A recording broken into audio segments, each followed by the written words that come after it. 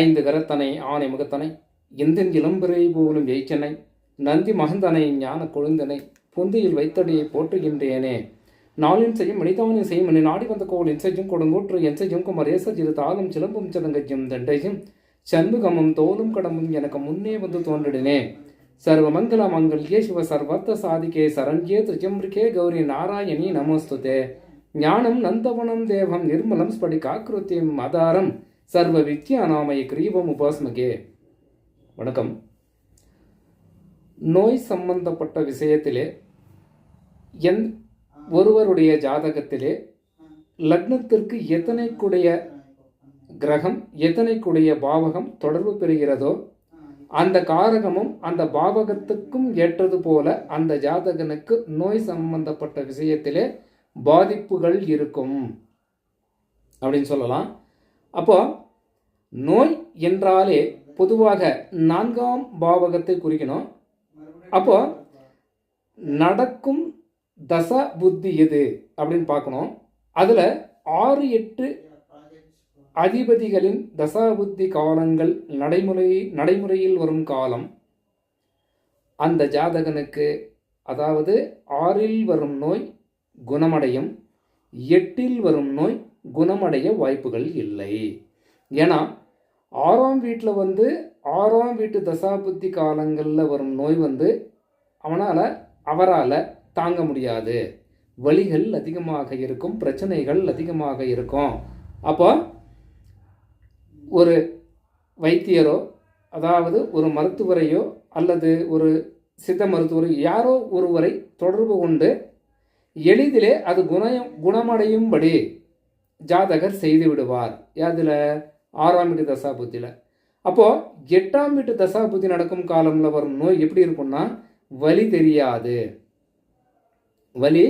தெரியாது, உடம்புக்கு உள்ளவே அது ஒரு நாளைக்கு ஸ்ப்ரெட் ஆகிட்டே இருக்கும், பெருசாகிக்கிட்டே. அது எந்த நோயோ, அது எந்த பாவகமோ, அது எந்த காரகமோ, அவருடைய லக்னத்திற்கு எத்தனை கூடிய 6-8ஆம் இடங்களில் அந்த தசாபுத்தி நடக்கும் காலத்தில் எந்த பாவகத்தில் உடம்புல எந்த இடத்துல என்ன பிரச்சனை இருக்குது அப்படின்னு பார்க்கும்போது அந்த இடத்தில் அந்த 8இல் வரக்கூடிய நோய் நல்ல முத்திரும், நோய் பெருசாகிடும். அப்போது மருத்துவரிடம் காண்பித்தாலும் கூட இது குணமடைய வாய்ப்புகள் இல்லை அப்படின்னு சொல்லுவாங்க. அப்போது குணமடைய வாய்ப்புகள் இல்லை அப்படின்னு சொல்லும்போது என்ன, ஜாதகன் மரணத்தை நெருங்குகிறான் அப்படின்னு அர்த்தம்.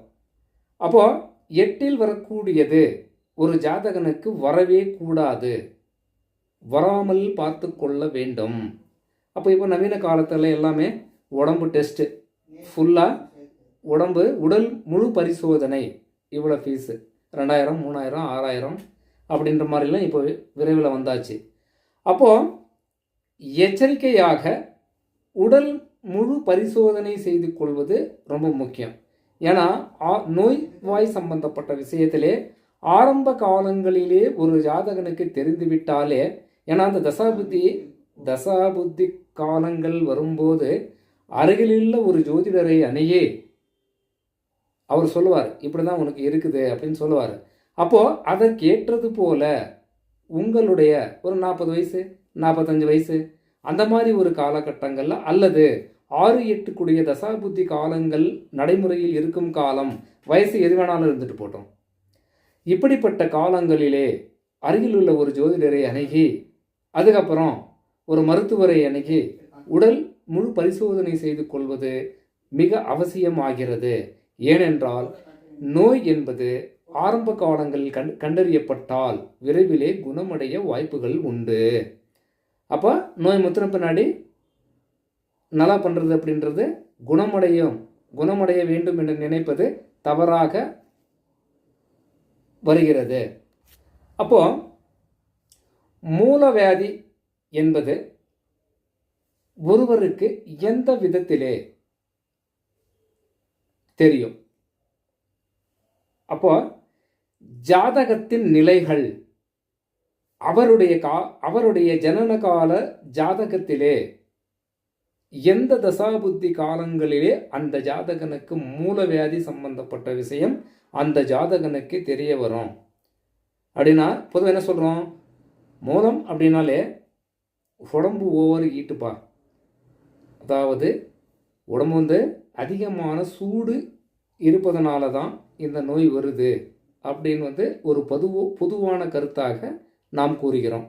அப்போ லக்னாதிபதி புதன் அல்லது செவ்வாயாகி மிதுனம் அல்லது கன்னி ராசியிலே ஏதாவது ஒன்றில் இருக்க அதனை புதன் பார்க்க ஆசனவாய் சம்பந்தப்பட்ட விஷயத்திலே அவர் கையை வைத்து விடுவார்.